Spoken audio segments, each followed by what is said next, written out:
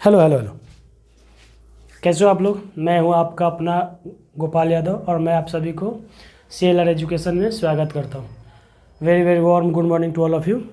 Okay, तो last lecture में, second lecture में हम लोगों ने साउंड का कैरेक्टरिस्टिक ऑफ साउंड वेव पढ़ा था और जाते जाते मैंने एक लाइन बोला था कि अगले लेक्चर में हम लोग इस पर न्यूमेरिकल करेंगे।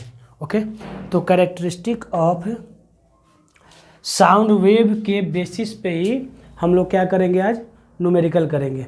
ठीक, तो आज सिर्फ और सिर्फ न्यूमेरिकल करेंगे। तो न्यूमेरिकल करने से पहले हम लोग कुछ बातें डिस्कस कर ले जो कि लास्ट लेक्चर से थे। ठीक, हम लोगों ने फ्रीक्वेंसी पढ़ा था। क्या पढ़ा था? फ्रीक्वेंसी। ओके, फ्रीक्वेंसी हम लोगों ने पढ़ा था। इसका फॉर्मूला क्या पढ़ा था? 1/टाइम पीरियड, यही पढ़ा था। ओके, फिर हम लोगों ने पढ़ा था टाइम पीरियड और इसको हम लोगों ने पढ़ा था रेसिप्रोकल ऑफ फ्रीक्वेंसी, यानी कि ये फार्मूला क्या था? F = 1/T, यानी कि टाइम पीरियड हमारा क्या था? 1/F। ठीक, ये क्यों मैं लिख रहा हूँ और दोबारा ये बात डिस्कस कर रहा हूँ, क्योंकि इसी पे हम लोग अभी क्या करेंगे, न्यूमेरिकल करेंगे। फिर हम लोगों ने स्पीड पढ़ा था। तो स्पीड में हम लोगों ने निकाला था कि V = क्या होता है? F × लैम्डा, यानी कि फ्रीक्वेंसी इंटू क्या? वेवलेंथ। या फिर हम लोगों ने पढ़ा था V = λ/T। तो ये सारे का सारे जो है फॉर्मूला अभी हम लोगों को यूज होगा। ठीक, तो ये सब थोड़ा सा देख लीजिए और इसके बेसिस पे हम लोग अभी न्यूमेरिकल करेंगे। ओके, तो चलिए देखते हैं। एक बार देख लीजिए, नोट कर लीजिए और अगर लास्ट लेक्चर पढ़े होंगे तो उससे पता चल ही जाएगा। तो अभी हम लोग न्यूमेरिकल करेंगे, बेसिक क्वेश्चन करेंगे। ज़्यादा टफ इसमें क्वेश्चन नहीं बनता है। ठीक, क्वेश्चन बनेंगे आपको इको जब हम लोग पढ़ेंगे तो उससे कुछ क्वेश्चन बनेंगे वहाँ भी। मतलब ये साउंड चैप्टर में कुछ ऐसा न्यूमेरिकल ज़्यादा टफ नहीं बनते हैं, फॉर्मूले बेसिस ही बनते हैं। ठीक, the question, what is the frequency of sound wave whose time period is 0.05 second? Question number 1, what is the frequency of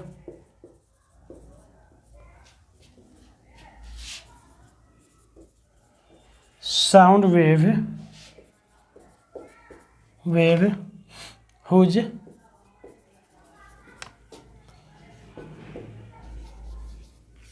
time period is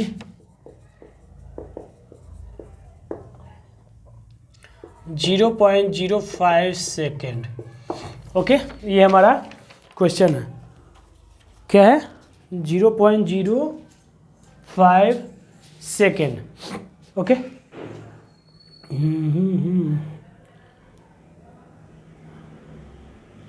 चलिए, तो ये क्वेश्चन है।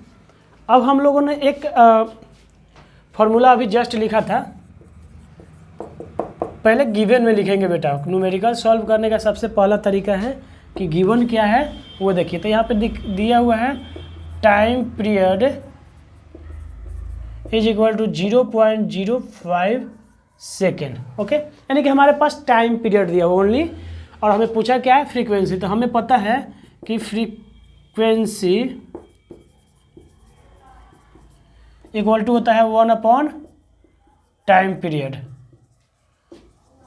ठीक, तो क्या हो जाएगा? 1/0.05 सेकेंड। ओके, यही है ना। अब देखिए, अगर हम लोग इसको कट करेंगे डेसिमल को, तो ऊपर क्या चला जाएगा? 2 डबल 0। यहाँ पे क्या बच जाएगा? 5, यानी कि 20×5 100। यानी कि हमारे पास फ्रीक्वेंसी क्या आ गया? वेरी इजी है, ये तो आप लोग कर ही लोगे, 20 हर्ज। अच्छा हाँ, हम लोगों ने पढ़ा था कि फ्रीक्वेंसी का जो SI यूनिट होता है वो क्या होता है बेटा? हर्ज होता है। तो हमेशा फ्रीक्वेंसी निकाल करके और इसको क्या करेंगे हम लोग, इसका SI यूनिट भी लिखना ज़रूरी होता है। इसका SI यूनिट भी लिखना ज़रूरी होता है। Very simple question. इसमें सारे आज जो जितने भी क्वेश्चन करेंगे सब सिंपल क्वेश्चन करेंगे। ठीक, बस सिर्फ और सिर्फ क्या है कि न्यूमेरिकल कराना था, अगर फार्मूला डिराइव हुए थे कैरेक्टरिस्टिक का तो उसका न्यूमेरिकल कराना था, इसलिए हम करा दे रहे हैं। बाकी इसमें कोई ज़्यादा टफ न्यूमेरिकल नहीं है, बनते ही नहीं है ज़्यादा टफ। बनते भी है तो आपको 11th में, ठीक, 9th लेवल पे इतना बड़ा कोई ज़्यादा न्यूमेरिकल टफ नहीं है। तो ध्यान से देख लीजिए, कर लीजिए।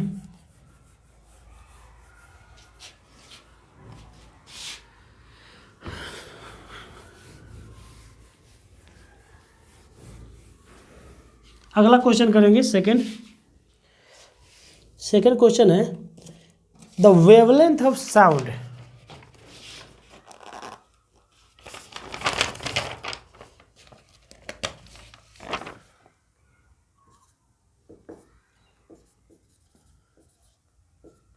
the wavelength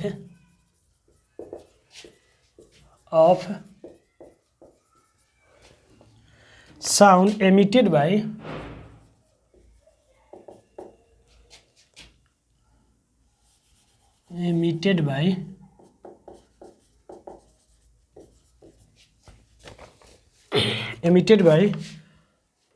a source is 1.7 into 10 to the power 2 minus 2 meter. Okay, वो इतना सोर्स जो है इतना मीटर का वेवलेंथ का साउंड, जो वेवलेंथ ऑफ साउंड है वो इतना है 1.7 into 10 to power minus 2 meter. अब बोल रहा है कैलकुलेट फ्रीक्वेंसी ऑफ साउंड। फिर से भाई बार frequency of sound wave, velocity is sound if velocity is 3.4 metre per second. Okay, इतना ये बोल रहा है। ओके, देखिए हम लोग को पता है एक फार्मूला इसमें ही अभी ही हमने पुट करा था, क्या, पहले गिवन लिखेंगे, गिवन हमारा क्या है। ओके, तो लेमडा दिया हुआ हमारा, वेवलेंथ दिया हुआ 1.7 into 10 to the power minus 2 meter. Okay, और वी दिया हुआ हमारा, क्या दिया हुआ, 3434.4 मीटर पर सेकेंड, ये दिया हुआ। ओके, तो हमें क्या चाहिए, फ्रीक्वेंसी। तो एक फार्मूला हमारे पास है v equal to frequency into lambda. Okay, तो v हमारे पास क्या है, यहाँ पे लिखा हुआ है 3434 equal to frequency into 1.7, lambda कितना दिया हुआ बेटा, 1.7 into 10 to the power minus 2 meter. अब ये चाहिए, ठीक, तो ये बाकी का जो पार्ट है वो नीचे डिवाइड हो जाएगा। तो एफ इज इक्वल टू क्या हो जाएगा, 3434 divided by 1.7 into 10 to the power minus 2 meter. Okay, ये डिवाइड का साइन दिया है मैंने, नीचे नहीं लिखा है क्योंकि आपको दिखेगा नहीं नीचे उससे ज़्यादा मैंने नहीं लिखा क्योंकि ये आपको दिखेगा नहीं। ओके, ठीक, तो अब आगे आते हैं। ठीक, तो ये हो गया हमारा एफ इक्वल टू क्या हो गया, 34। ओके, और डिवाइडेड बाई 1.7 था, तो 1.7 को हमने क्या किया, इसके और इसको काट दिया, एक पॉइंट को इससे काट दिया, तो नीचे क्या हो गया 17। ओके, और ये वाला जो पार्ट है इसको हमने ऊपर भेज दिया, तो ये ऊपर जा कर के हो गया 10 टू द पावर 2, इतना हो गया। समझ में आई बात। ओके, हो गया। जब हम लोग कट करेंगे, इसको सॉल्व करेंगे इसको और इनको, तो ये आ जाएगा 2.202 इंटू 10 टू द पावर 4, इतना आएगा हमारे पास। समझ में आई बात। इसको जब हम लोग कैलकुलेट करेंगे तो 2.02 इंटू 10⁻17 दूना 34, ठीक। और फिर एक पॉइंट डालेंगे, फिर 17 दूना 34। ओके, समझ में आई बात?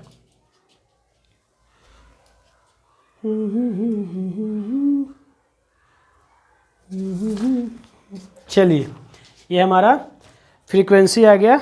ओके, इसमें बाकी कुछ खास थी नहीं।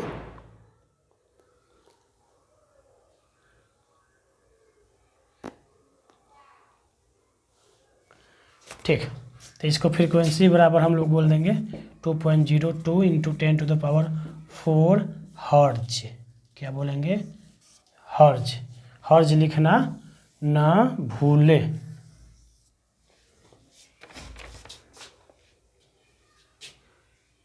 समझ में आई बात कि नहीं?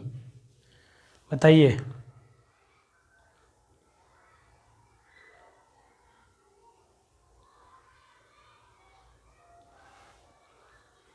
अच्छा, हमको लगता है कि ये यहाँ पे 2 ही होगा ना। ये तो 17 दूना 34, 2, फिर बच गया 0.34। ओके, तो अच्छा, इसका वाला 2 पॉइंट जो है उधर चला गया। सही है, सही है। पॉइंट डाले तो क्या हो गया? 2 पावर में चला गया, 2 पावर में चला गया। 202 आता है कटने पे, और ये जो पॉइंट इधर के 2 लेटर ये क्या बोलते हैं इसको, नंबर के, तो आपका 2 जीरो ऊपर बढ़ गया। ओके, तो चलिए नेक्स्ट थर्ड न्यूमेरिकल देखते हैं। थर्ड न्यूमेरिकल देखते हैं।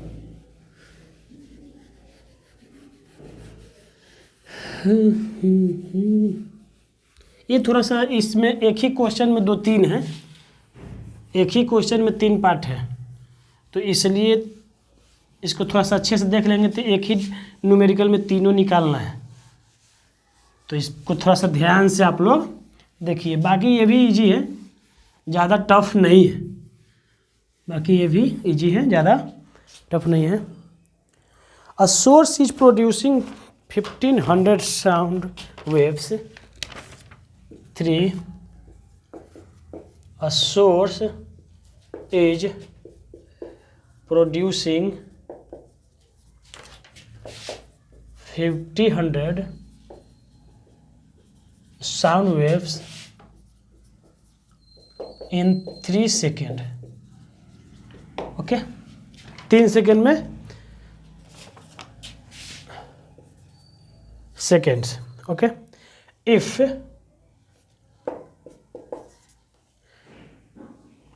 the distance covered by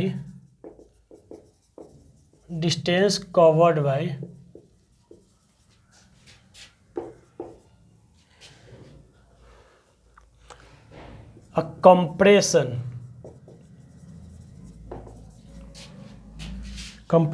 and adjacent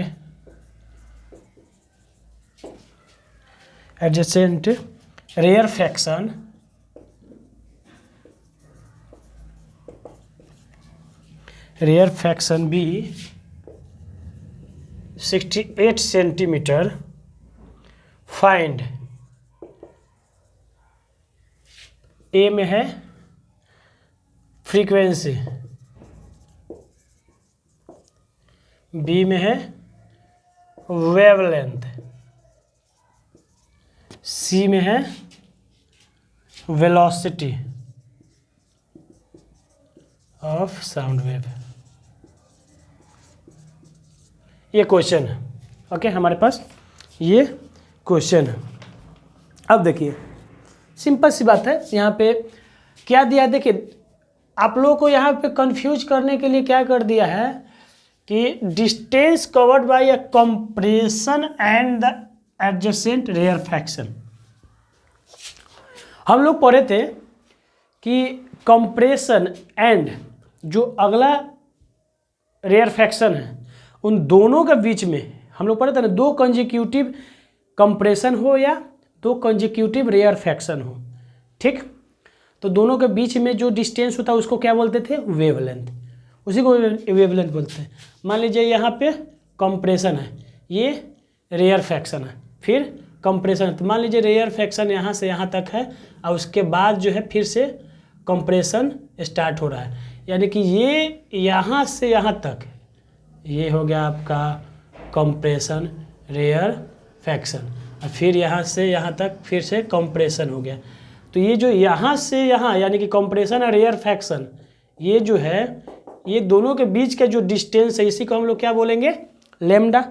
okay, क्या बोलेंगे, लैम्डा, यानी कि वेवलेंथ बोलेंगे। और वो कितना दिया हुआ है आपका 68 सेंटीमीटर। क्या दिया हुआ है, 68 सेंटीमीटर। तो चलिए इसको हम लोग मीटर में मेजर कर लेते हैं। तो लैम्डा इक्वल टू क्या हो जाएगा, 68 डिवाइडेड बाई 100 कर देंगे तो ये क्या हो गया, मीटर। यानी कि लैम्डा इक्वल टू हमारे पास क्या हो गया, 0.6 मीटर। ये हमारा कौन सा आंसर आया, ये हमारा आ गया दूसरा। क्या आ गया बेटा, सेकेंड आंसर आ गया, वेवलेंथ। देखिए वेवलेंथ ही पूछ रहा है। ओके, कोई दिक्कत नहीं होनी चाहिए, इसमें कोई दिक्कत नहीं होनी चाहिए। अब देखिए यहाँ पे ये वाला इतना स्पेस में हम लोग बना लेंगे। फिर पहला यहाँ पे बोल रहा है कि फ्रीक्वेंसी, ठीक। तो एक साउंड सोर्स जो है प्रोड्यूस कर रहा 1500 वेव इन 3 सेकेंड। ओके, ठीक। 1 सेकेंड में कितना करेगा, तो इन 1 सेकेंड। तो क्या करेगा, 1500 डिवाइडेड बाई 3 यानी कि क्या हो जाएगा 5, यानी कि 1 सेकेंड में कितना आ गया 500 हर्ज। यानी कि और एक the number of repetition, number of repetition of sound wave per unit second या पर सेकेंड इज कॉल्ड फ्रीक्वेंसी। तो देखिए हो गया ना कि 1 सेकेंड में कितना बार साउंड वेव रिपीट करा, 500 बार। कितना बार, 500 बार। यानी कि हमारा क्या फ्रीक्वेंसी क्या हो गया, 500 हर्ज हो गया। क्या हो गया, 500 हर्ज। यानी कि अभी क्या आंसर आ गया हमारे पास, फर्स्ट आ गया ना, ठीक। तो पहला आ गया, ये बी आ गया, और ये अब यहाँ पे हम लोग चाहे तो सी निकाल सकते हैं, ठीक। यहाँ पे क्या करेंगे, अभी सी निकालेंगे। ओके, तो सी के लिए देखिए क्या दिया है, velocity of sound wave. Simple सी बात है, हमें पता है कि वेलोसिटी इक्वल टू क्या होता है, फ्रीक्वेंसी इनटू लैम्डा। क्या होता है, फ्रीक्वेंसी इनटू लैम्डा, यानी कि वेवलेंथ। तो हमें पता है फ्रीक्वेंसी कितना है, 500 हर्ज, ठीक। और इनटू ये वेवलेंथ कितना है, 0.68। तो ये सॉल्व करेंगे तो हमारे पास कितना आ जाएगा बेटा, आंसर आ जाएगा 340 मीटर पर सेकेंड, ठीक। तो सिंपल कैलकुलेशन आप लोग कर लोगे।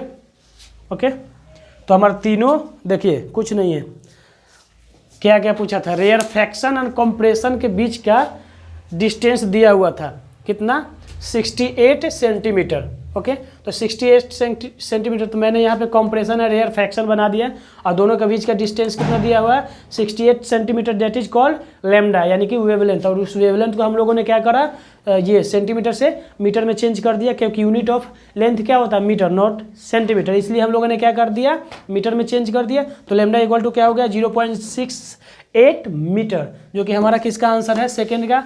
और यहाँ पे हम लोगों ने क्या करा, देखिए ध्यान से, 1500 साउंड वेव इन 3 सेकेंड। 3 सेकेंड में कितना था, 1500 साउंड वेव, यानी कि ये रिपीटेशन। तो 1 सेकेंड में तो 1500 डिवाइडेड बाई 3, तो क्या आ गया हमारे पास 500 आ गया, और जो कि फ्रीक्वेंसी हमारा कितना आ गया 500। तो फ्रीक्वेंसी आ गया और लैम्डा आ गया, दोनों को मल्टीप्लाई कर देंगे तो हमारा क्या आ जाएगा, स्पीड आ जाएगा, स्पीड ऑफ साउंड वेव। तो तीनों हमारा आंसर आ गया। आई होप कि ये आप लोग समझ चुके होंगे, ठीक। तो अब अगला क्वेश्चन देखेंगे, ठीक। ये है एनसीईआरटी का प्रॉब्लम लिए है, जो अगला चौथा नंबर जो क्वेश्चन है बेटा, ये मैंने एनसीईआरटी से लिया है। एनसीईआरटी में कुछ कुछ अच्छे क्वेश्चन देते हैं, और अल्टीमेटली हम लोग को एनसीईआरटी फॉलो करना होता है। ओके,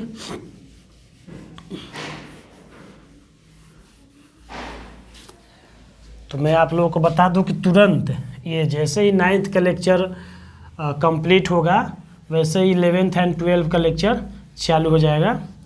और वो दिन दूर नहीं जब तुरंत 11th एंड 12th का फिजिक्स वो भी लेवल जो रहेगा JEE mains and NEET level का हमारा लेक्चर हम लोग रिकॉर्ड करेंगे और आप लोग तक पहुँचेगा।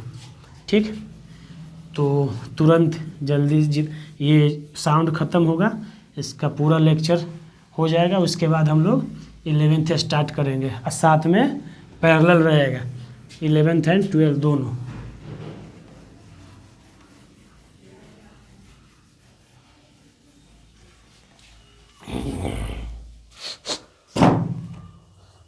ये एनसीईआरटी क्वेश्चन का बहुत ये एक डिमेरिट होता है, ये क्वेश्चन बड़ा लंबा लाइन जो होता है ना लिखना पड़ता है, समझे। तो इसमें बोला एक पर्सन है जो हियरिंग रेंज ऑफ, देखिए एक पर्सन है 20 हर्ज से लेकर के और 20,000 हर्ज तक सुनता है। ठीक, तो what are the typical wavelength of sound wave in air corresponding to the two frequency. ठीक, और इसमें स्पीड ऑफ साउंड वेव दिया हुआ है 344 मतलब 344 मीटर पर सेकेंड। तो देखिए क्या बोल रहा है कि देखिए कोई भी इंसान जो होता है ना, अभी हम लोग आगे पढ़ेंगे, अभी तक तो नहीं पढ़े हैं लेकिन क्वेश्चन उठा लिए हैं। कोई भी इंसान जो होता है ऑडिबल साउंड और इनऑडिबल साउंड होता है दो तरह का। ठीक, तो 20 हर्ज से लेकर के 20,000 हर्ज तक इंसान सुनता है। इतना फ्रीक्वेंसी का साउंड जो है हम लोग सुन पाते हैं, यानी कि इतना फ्रीक्वेंसी का साउंड जो है ऑडिबल फॉर अस, यानी कि ये सब क्या है हमारे लिए ऑडिबल है। ओके, तो बोल रहा है कि एक इंसान है जिसमें 20 हर्ज से लेकर के और 20,000 हर्ज तक का सुनता है। ठीक, तो और उसका वेवलेंथ कितना होगा टू दीज। ठीक, तो वेवलेंथ पूछ रहा है। ओके, यानी कि दोनों फ्रीक्वेंसी पे हम लोग वेवलेंथ निकाल लेंगे, स्पीड हमें पता ही है। चलिए लिखते हैं, इजी है, थोड़ा सा बस बात घुमाया है। एनसीईआरटी तो बात बनाने के लिए ही जाना जाता है। क्या करते हैं एनसीईआरटी वाले, लंबा लंबा लाइन फेंकते हैं और उसी में बच्चे फंसते चले जाते हैं। तो a person has a hearing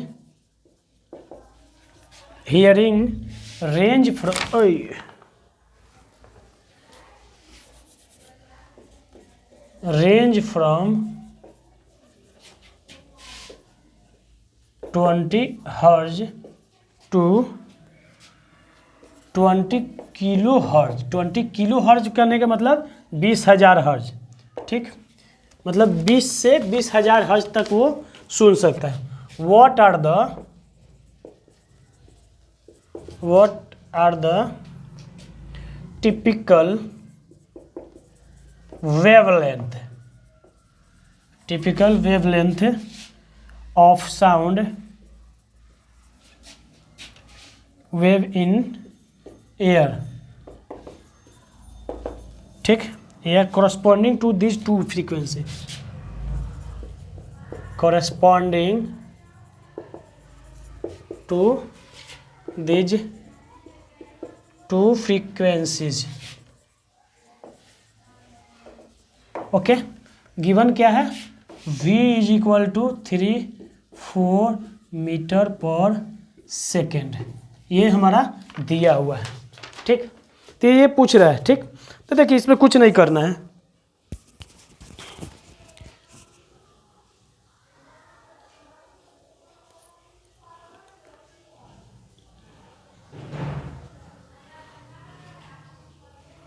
इसमें कुछ नहीं बोला है। तो देखिए क्या दिया हुआ, फ्रीक्वेंसी तो हमें पता है। फ्रीक्वेंसी कितना दिया है बेटा, पहला केस में, फर्स्ट केस में पहले लिख देते हैं। इन फर्स्ट केस में क्या बोला है कि फ्रीक्वेंसी इज इक्वल टू 20 हर्ज। ओके, फ्रीक्वेंसी हमें पता है और v दे ही दिया है 344 मीटर पर सेकेंड। पर सेकेंड। ओके, तो हमें वेवलेंथ चाहिए, कितना चाहिए, वेवलेंथ चाहिए। ठीक, तो हमारे पास एक फार्मूला है कि v is equal to F into lambda. Okay, तो v की जगह पे क्या पुट करेंगे 344 और f के जगह पे हम लोग क्या पुट करेंगे 20 हर्ज। ओके, इंटू लेमडा पूछ रहा है यानी कि लेमडा, तो यहाँ पे क्या हो जाएगा लेमडा इक्वल टू क्या हो जाएगा 344 अपॉन 20। ओके, ये होगा ना। ठीक, तो इसको हम लोग सॉल्व करेंगे तो ये हमारा कुछ आ जाएगा 17.2 मीटर, 17.2 मीटर आएगा। ठीक, तो फर्स्ट केस में हमारा लेमडा क्या आ गया, जब 20 हर्ज होगा तो कितना हो जाएगा 17.2 हर्ज। अब सेकेंड केस में क्या होगा कि फ्रीक्वेंसी यहाँ पे 20 के हर्ज हो जाएगा। ठीक ना, तो 20 के यानी कि डिवाइडेड बाई 20,000 हो जाएगा। अब चलिए सेकेंड केस वाला भी कर लेते हैं।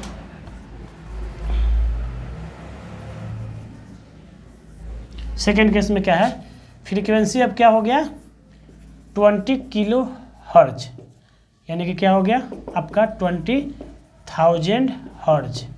ओके, और वी तो दिया ही हुआ है 344 मीटर पर सेकेंड। समझ में आई बात, ये तो दिया ही हुआ है, इसमें कोई इफ एंड बट की बात नहीं है। तो लेमडा इक्वल टू क्या करेंगे v अपॉन, सुनिए फॉर्मूला डायरेक्ट हम लोग डिराइव ही कर लेते हैं ना।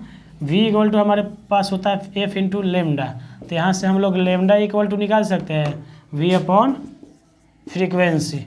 ओके, तो लेमडा इक्वल टू क्या हो जाएगा, v कितना दिया हुआ है आपका 344 और फ्रीक्वेंसी क्या दे दिया 20,000 इस बार दे दिया है। ओके, 20,000 दे दिया है। समझ में आई बात, तो अब हमारे पास क्या हो जाएगा, यानी कि लेमडा इक्वल टू क्या हो 17.2 आया था यहाँ पे। ठीक, 2 आया था, अब इस पे क्या हो जाएगा 330 यानी कि जीरो, लेमडा हो जाएगा 0.017,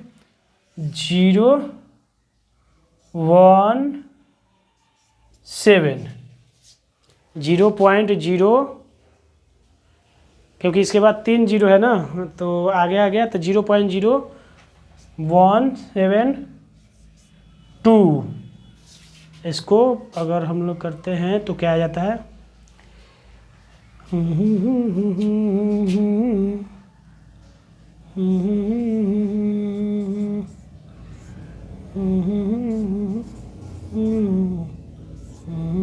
ठीक है।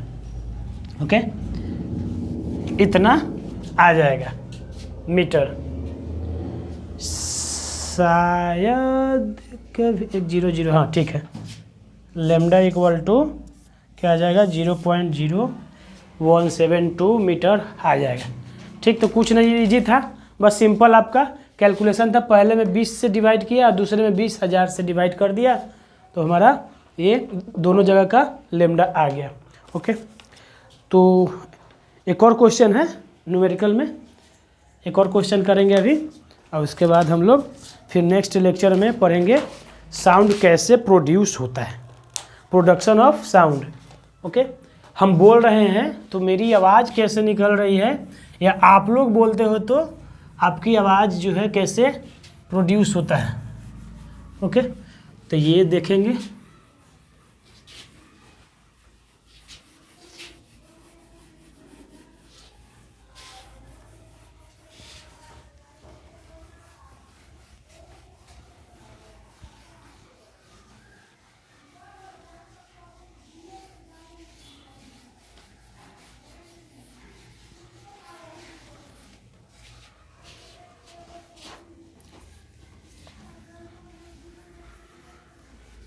इसको हम लोग एक और तरीके से लिख सकते हैं इस आंसर को, जैसे दिमाग थोड़ा लगाइए।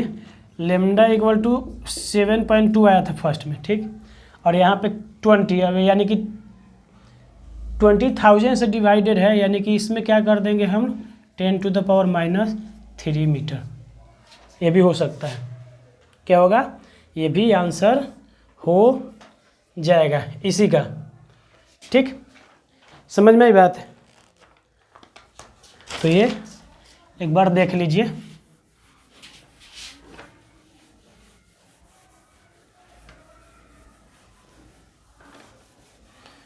तो नेक्स्ट क्वेश्चन हम लोग करेंगे फिर से।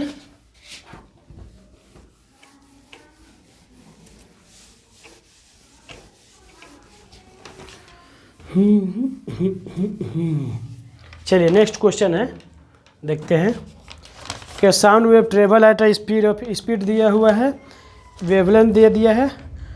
तो अच्छा फ्रीक्वेंसी पूछ रहा है, आप पूछ रहा है कि वो फ्रीक्वेंसी सुनने लायक होगा कि नहीं, ऑडिबल होगा कि इनऑडिबल होगा, यही निकालना हमारा। तो अब a sound wave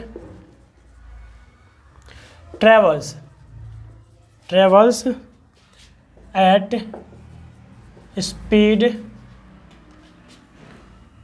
of 339 meter per second, मतलब स्पीड दे दिया है क्या है 339 meter per second. If its wavelength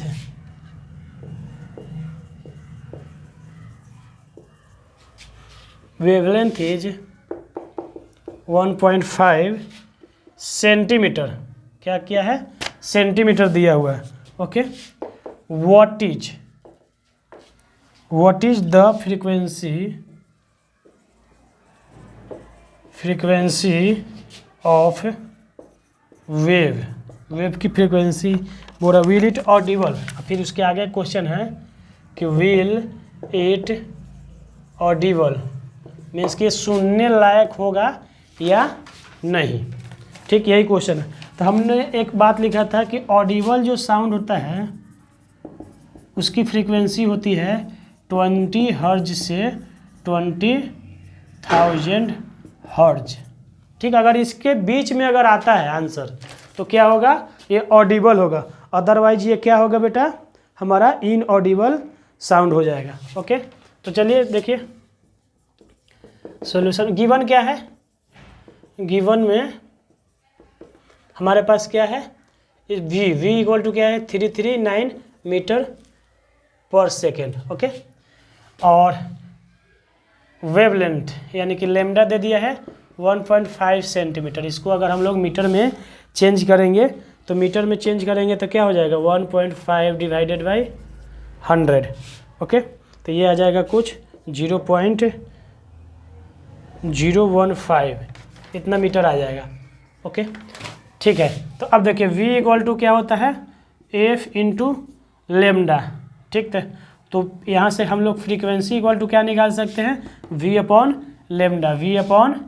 lambda, तो v कितना दिया हुआ है हमारा 339 और लेमडा क्या है बेटा अभी ये 0.015 मीटर।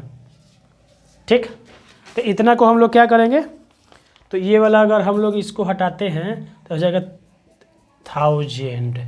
ठीक, यानी कि हमारे पास क्या आ जाएगा f इज इक्वल टू क्या आ जाएगा 339 इंटू 1000 डिवाइडेड बाई 15। तो इसको अगर हम लोग कट करते हैं तो ये कुछ आपके पास आएगा कैलकुलेट करके 22600 हर्ज।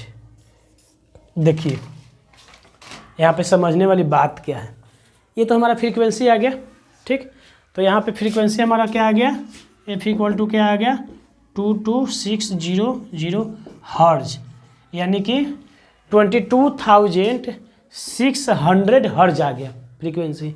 और हमारे पास ऑडिबल साउंड का रेंज क्या है देखिए 20 से 20,000 और ये क्या है 22,000 है, 22,600 हर्ज है।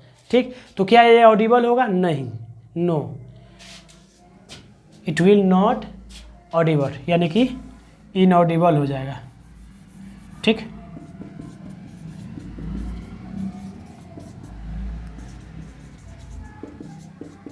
ठीक, आंसर हमारे पास आ गया कि ये ऑडिबल नहीं होगा।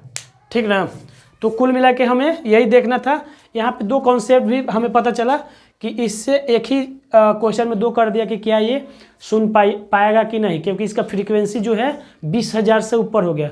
हम लोग जानते हैं कि ऑडिबल साउंड के लिए 20 हर्ज से 20,000 हर्ज के बीच में ही फ्रीक्वेंसी होनी चाहिए, लेकिन यहाँ पे क्या हो रहा है 22,600 हर्ज आ रहा है, इसलिए ये ऑडिबल नहीं होगा। ठीक, तो आज के लिए इतना ही, और नेक्स्ट लेक्चर में हम लोग मिलेंगे sound, production of sound, sound कैसे प्रोड्यूस होता है और कैसे ट्रैवल करता है, किस किस मीडियम से ट्रैवल करता है, सारे पढ़ेंगे। उसके बाद रिफ्लेक्शन ऑफ साउंड वगैरह पढ़ेंगे, फिर इक्को एंड आगे बढ़ते जाएंगे। ठीक, तो 3-4 लेक्चर और अच्छे अच्छे कंटेंट के साथ लेक्चर लेंगे। तो ठीक है, आज के लिए इतना ही, धन्यवाद।